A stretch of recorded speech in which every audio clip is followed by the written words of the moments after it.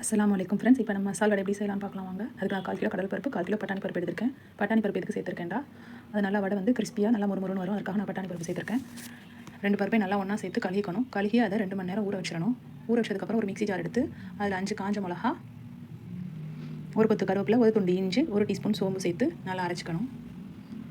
இப்போ நம்ம ஊற வச்ச பருப்பு இருக்கு இல்லையா, அதை நல்லா வடிகட்டிட்டு தண்ணியை கீழே ஊற்றிடணும். நல்லா வடிகட்டிட்டு தண்ணி இல்லாமல் அரைச்சி இந்த மிக்ஸி ஜார் அரைச்ச இதில் அதையும் நம்ம போட்டணும். பருப்பையும் போட்டு குறைன்னு அரைச்சிக்கணும். பருப்பு வந்து ஒன்றும் பாதியமாக தெரியணும். நமக்கு பாதி மாவுமா காவாசி பருப்புமா இருக்கணும், ஒன்றும் பாதியமாக அந்த மாதிரி நல்லா அரைச்சிக்கணும்.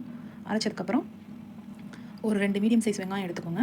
கொஞ்சம் ஒரு கொத்து கருவேப்பிலை, ஒரு பச்சை மிளகா, கொஞ்சம் கொத்தமல்லி எல்லாத்தையும் சேர்த்து அந்த அரைச்சி விழுதில் மாவில் போட்டுறணும்.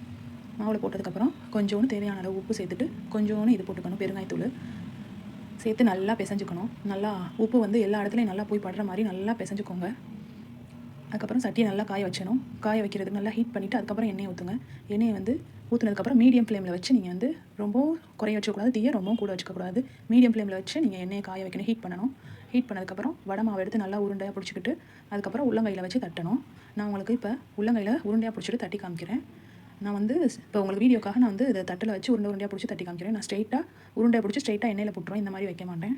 இப்போ உங்களுக்கு வீடியோக்கு தெரியுங்கிறதுக்காக தெரியுங்கிறதுக்காக நான் இந்த மாதிரி செஞ்சு காமிக்கிறேன். எண்ணெய் நல்லா ஹீட் ஆனதுக்கப்புறம் நம்ம தட்டி வச்சுருக்க வடையை எடுத்து இதில் போட்டணும். போட்டு நல்லா கோல்டன் ப்ரௌன் ஆகணும்.